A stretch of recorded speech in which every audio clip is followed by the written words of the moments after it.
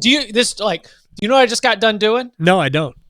I just got done unwrapping a left-handed 5-club carry bag set from US Kids Golf.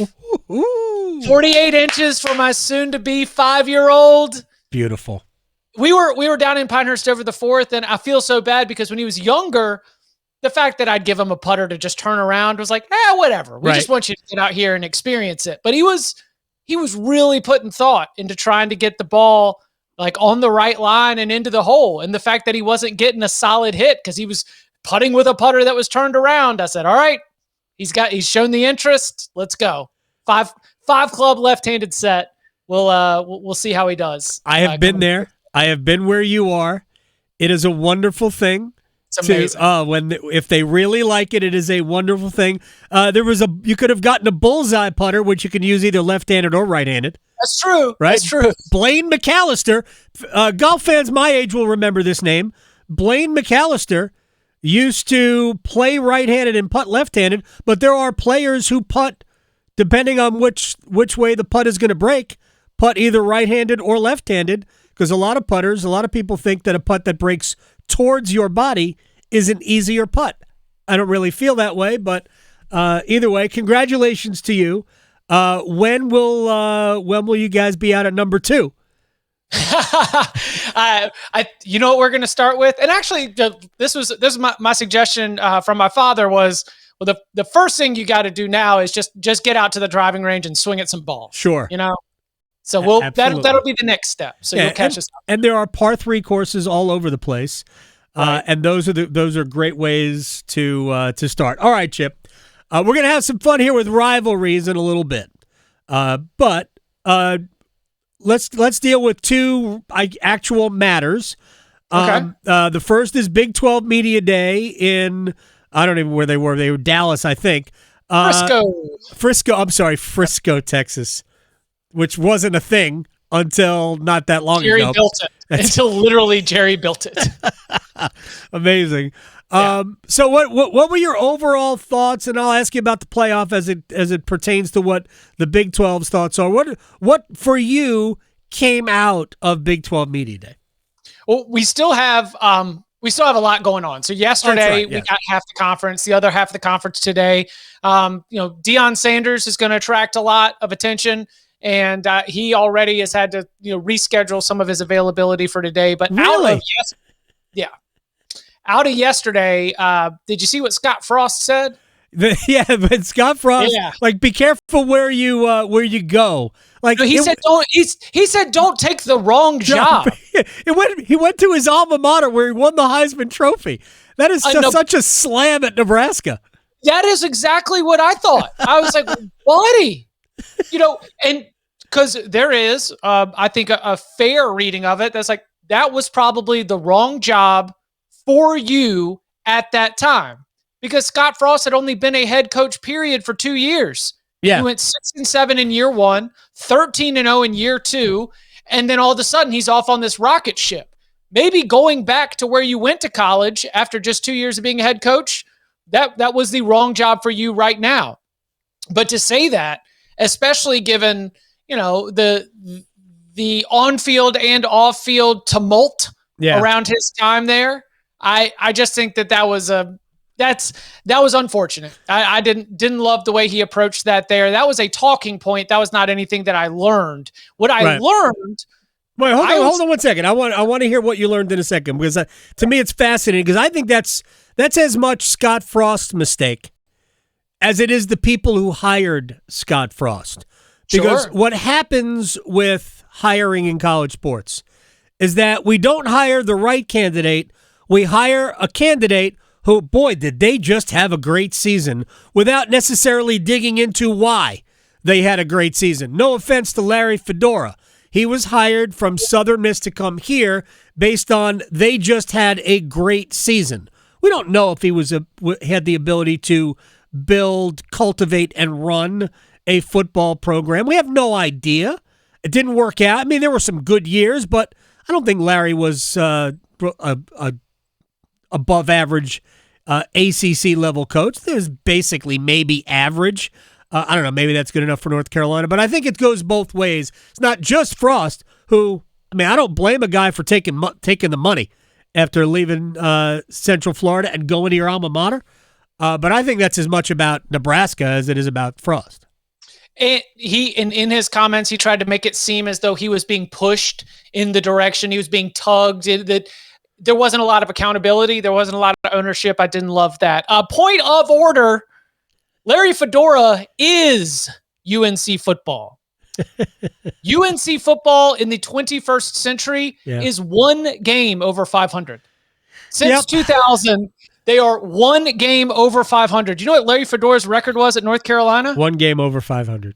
45-43. A whole 2 games over 500. He's better. Larry Fedora's ACC record, 28-28. So coach above replacement. He is a CAR of .01.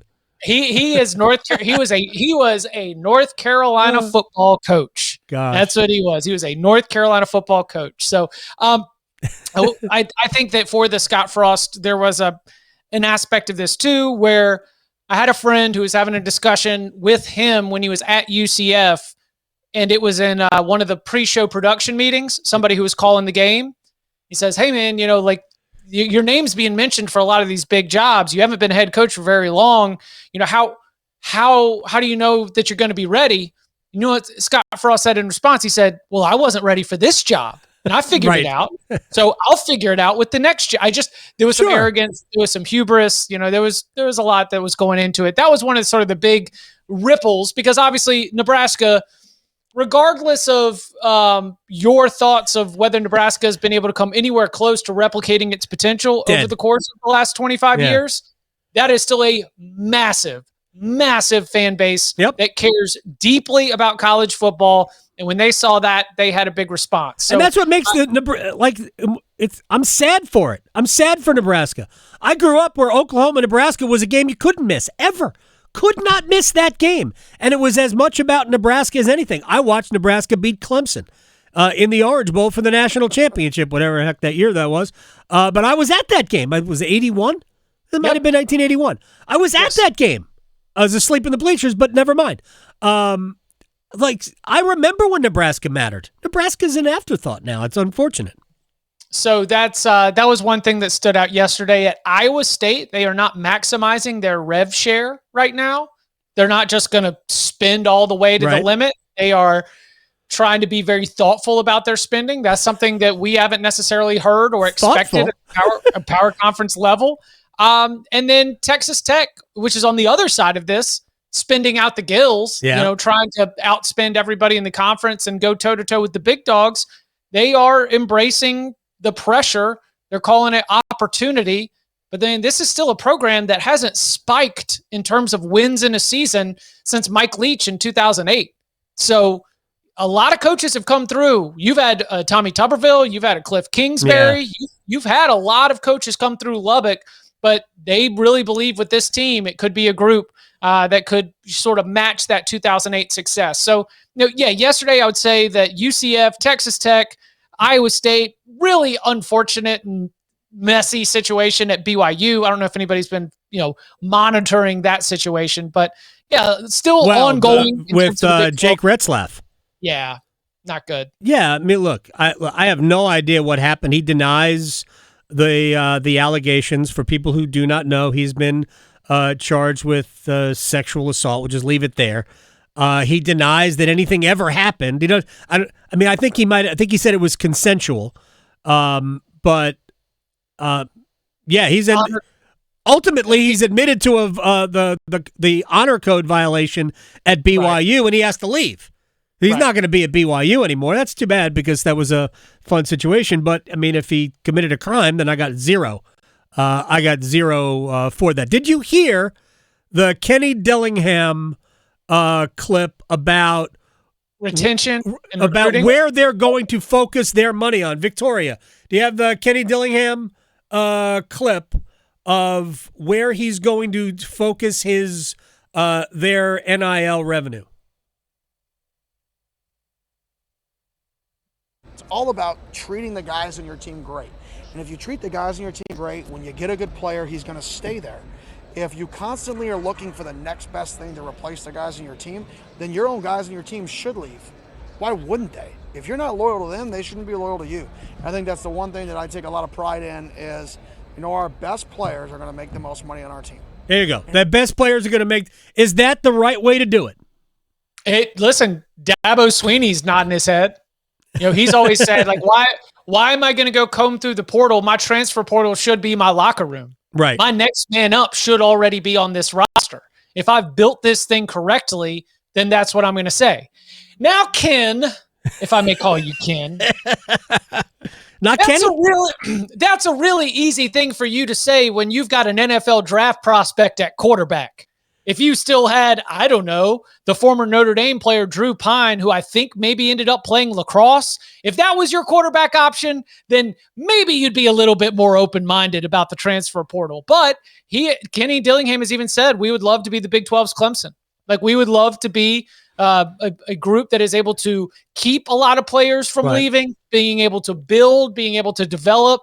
That's sort of his vision for Arizona State. And I think Arizona State being great is a lot of fun for college football. And I think Kenny Dillingham is, in addition, he's not just super young, but he's super young with a lot of great positive energy. So I'm very interested to see if the team, Arizona State, that was picked 16th in the preseason poll in the Big 12 last year and ended up winning the daggum league, going to the college football playoff, and taking Texas all the way to overtime.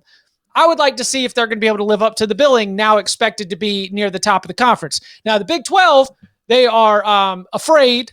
They are filled with cowardice in addition to 16 teams because they're no longer doing a preseason order of finish. So we at the Cover 3 podcast have decided to step in as the new official, unofficial Cover 3 podcast order of finish in the Big 12. We also have Arizona State as our number one. Good. That has been talked about that that they hate polls. They're afraid of the opinion polls, and that's why they're not doing it. I don't know. I hate preseason polls because I'm not saying I hate yours, because I have absolute trust and faith that over the course of a season, you will all not be beholden to what you thought in the preseason. Oh, sure. But the preseason, whether it's the AP poll or the coaches poll, man, it's just a cycle. It's just a cycle. If you start high and you lose once, you shuffle, and then you move up, and it almost doesn't matter what happened, who you played, who you beat, all that stuff. If you start high, you have a very good chance of finishing high, a better chance than somebody who didn't start as high. So I understand that element of it.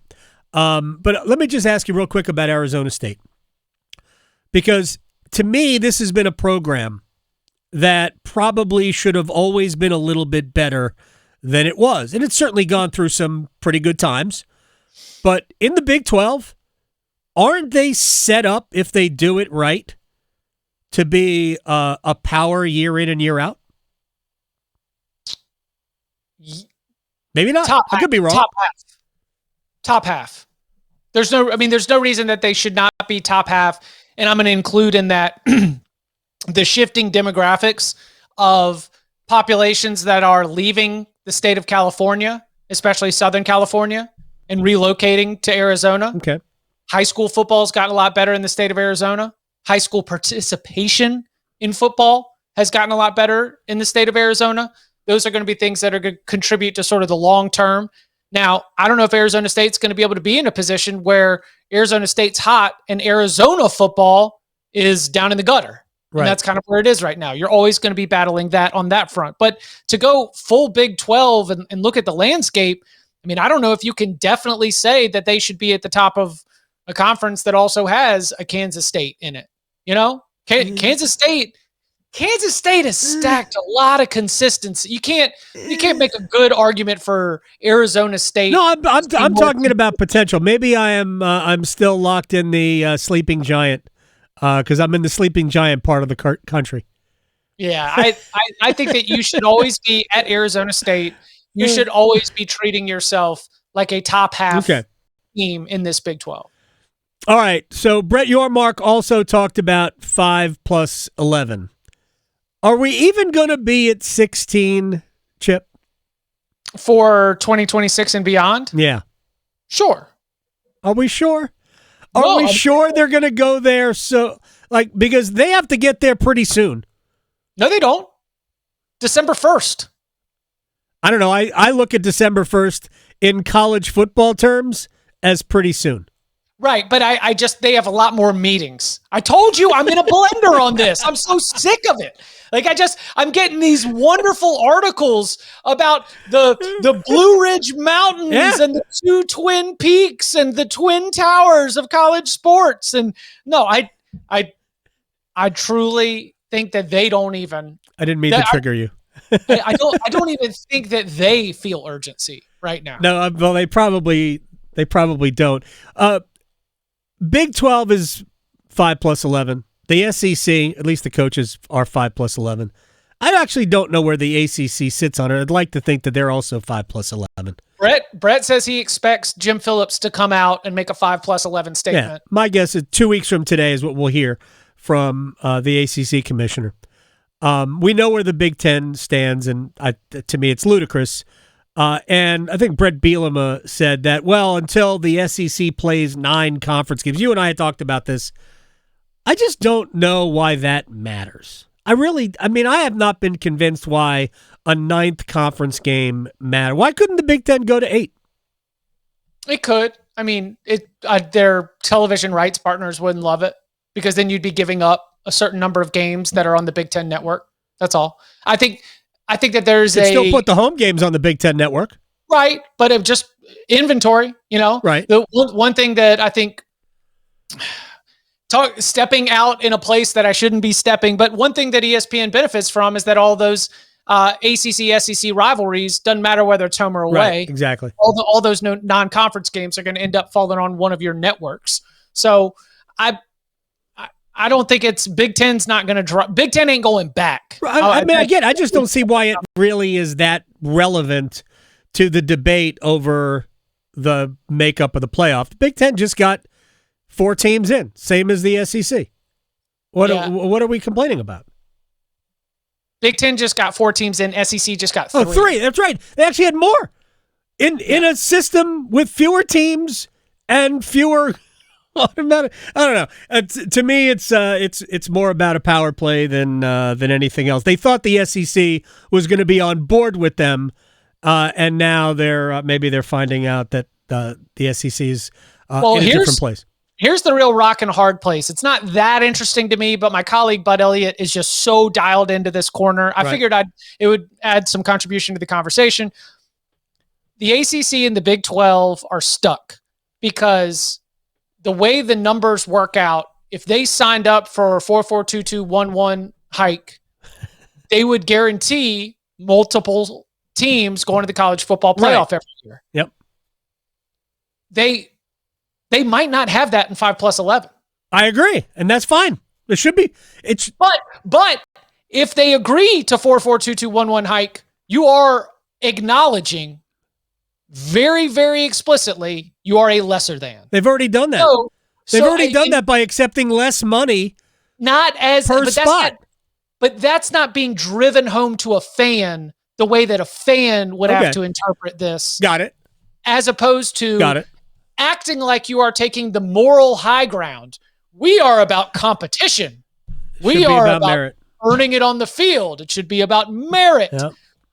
While even though you might not have as many teams in as you would, you at least are not acknowledging explicitly to all of those alumni and all of those fans, like 97% of college football fans don't know about the college football playoff deal and how they're splitting up the money and how the Big Ten and the SEC, they get the final say and they get more money. But if you had to come out every single Tuesday, reveal the rankings, and then start to throw in a bracket, a 4-4-2-2-1-1 hike, you would have a weekly reinforcement of how lesser than you are to the other leagues. So there is no incentive for the Big 12 and the ACC in terms of its reputation to move forward with that, which is why I understand why they're promoting 5 plus 11. Should be 5 plus 11 anyway. That's just, to me, is smart. But again, I don't believe the big power players in college football or care about the game. I'm assuming that you saw, at least poured through a little bit, the Athletics list of the top rivalries, the top 100 rivalries in college football. Shockingly, they left off Connecticut, Central Florida. I don't know how that happened. The civil conflict, everything that we lived through. I don't know how that happened, but they somehow skipped it. Was there anything? Look, the top ones are easy, right? Ohio State, Michigan is easy. The Iron Bowl is easy. Texas, Oklahoma is easy. Was there anything that jumped out to you about it? Let me just tell you what bothered me about two of them. One, Notre Dame, USC is, but I'm not sure how often are they going to play now, right? Southern Cal's backing out of that. Well, they also threw Texas A&M pretty high on there, a game that only was recently played for the first time in, 15 years? Oklahoma, Nebraska, which we've already mentioned. And why is Alabama, Clemson, who have met, I think, 12 times? Why is that on the list? Why is that even on the list? So, a couple takeaways. Number one, for my friends who represent and enjoy the time slot champions, a.k.a. Florida State Seminoles. Right. They are on there a lot. Yeah. I think 3 times. 3 or 4 times. Three high ones, you know? I think it speaks to at least Florida State's own arrogant stance of we are the show. Good point. Yeah. If you are involved in 3 of the top 15 rivalries, according to The Athletic, then you are the show. In a similar sense, you mentioned that Alabama's got Auburn on there. Alabama's got Tennessee on there. Alabama's got the Clemson on there. There's a lot of Alabama. Alabama is the show. I would have put some of the like state in-state rivalry games a little bit higher. Yeah. I thought that it was, maybe a little bit more of just kind of a grab bag of, are you valuing what's happening recently versus what happened a long time ago? Does the total number of meetings, how much does that matter or not? Because you had, 88 meetings in one sense. And then for your Alabama Clemson, I think it was 15 in another. Just doesn't make sense. And this is where I'm not gonna nitpick this too much. It's fun. I thought it was fun. But aren't these lists in some ways designed to go, yeah, that was dumb? I think that what we wouldn't say it was dumb. I think you would say that you are looking at the wrong stats. Here's the perfect example of it. The South's oldest rivalry. Not the Deep South's oldest rivalry, but the South's oldest rivalry is what? North Carolina and Virginia. North Carolina and Virginia is the highest ranked rivalry that either team is involved in. Yep. I don't think maybe Virginia. I don't want to speak for Virginia, but I would not at all. It's third on Carolina's list. Yeah. Third. State was the lowest ranked of the. No, State was better than Carolina Duke. Carolina Duke was the third one there. But yeah, like State Carolina is the better game. Again, and that's where I'm not gonna call the author out, but the author is, or at least I think they probably had a lot of people weigh in on this, but if you only look at the stats and you see these hundreds of years of results and you're like, oh yeah, North Carolina, Virginia, and they're border rivals. No. If you want to talk about rivalry, if you want to talk about, even in the intro to the article, he said, you walk into a bustling business in Des Moines on the Monday after one of these rivalry games, you see half the people are happy and half the people are sad. That doesn't happen with North Carolina and Virginia. Right. But it sure happens when you get back from Thanksgiving weekend after that game between the Tarheels and the Wolfpack. No doubt. In terms of one bit, like in church on Sunday, in the workplace on Monday, you are split down the middle. So yeah, those are just a few scattershot observations. One more quick thing about this, because the next day they put out the best rivalry game names, and here's what I didn't understand. They had West Virginia Pitt. Backyard brawl. Right. at 26th in terms of a rivalry, but 24th in terms of a name. How is there possibly a better name for a college football rivalry than the Backyard Brawl? There's no way. Civil War, pretty good. Oregon State, right? Holy War, pretty good. BYU and Utah. I mean, there's some people that might bother, but I get it. But there's no better rivalry name for a game than the Backyard Brawl. I know. It's so good. It's perfect.